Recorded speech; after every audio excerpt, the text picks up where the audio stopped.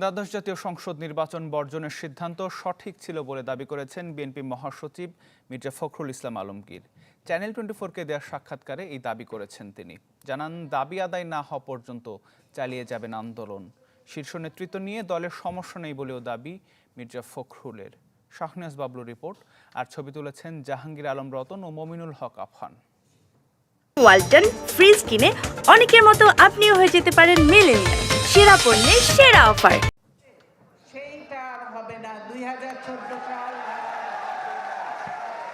এই দেশে নির্বাচন হবে সকল দলের অংশগ্রহণে।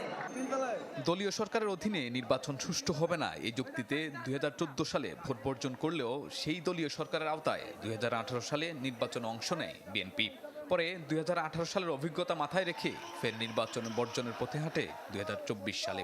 কিন্তু বিএনপির এই নির্বাচন বর্জন কতটা যৌক্তিক তা নিয়ে আছে নানা আলোচনা সমালোচনা। তবে চ্যানেল 24-কে দেয়া একান্ত সাক্ষাৎকারে বিএনপি মহাসচিব মির্জা ফখরুল ইসলাম আলমগীর বললেন, দলটির নির্বাচন বর্জনের সিদ্ধান্ত সঠিক ছিল, কারণ সুষ্ঠু নির্বাচনের ন্যূনতম পরিবেশও ছিল না।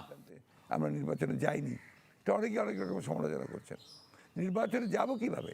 আমরা তো দেখছি যে আস্তে আস্তে নির্বাচন কমিশনকে তারা দলীয়করণ করে ফেলেছে, বিচার বিভাগকে দলীয়করণ করে ফেলেছে, গোটা রাষ্ট্রযন্ত্রকে ব্যবহার করছে ক্ষমতায় যাওয়ার জন্য। সেই অবস্থায় এটাকে বর্জন করা ছাড়া আর তো কোনো উপায় ছিল না। তো আমি নির্দলীয় সরকারের অধীনে সুষ্ঠু নির্বাচনের দাবিতে যে আন্দোলন বিএনপি করে আসছিল তাও ব্যর্থ হয়েছে। এই অবস্থায় বিএনপির সামনে করণীয় কি, এমন প্রশ্নের জবাবে তিনি বলেন, বিএনপি একটি গণতান্ত্রিক দল, তাই গণতন্ত্র পুনরুদ্ধারের এই আন্দোলন গণতান্ত্রিক পন্থাতেই চালিয়ে যাবে। সরকার পক্ষ এটা করে যে বিএনপি ভুল করছে। আসলে এই পরিস্থিতি বিএনপি আর কি করতে পারতো? বিএনপি একটা লিবারেল ডেমোক্রেটিক পলিটিক্যাল পার্টি। সেই লিবারেল পলিটিক্যাল ডেমোক্রেটিক পার্টি হিসেবে বিএনপি সবই চেষ্টা করেছে।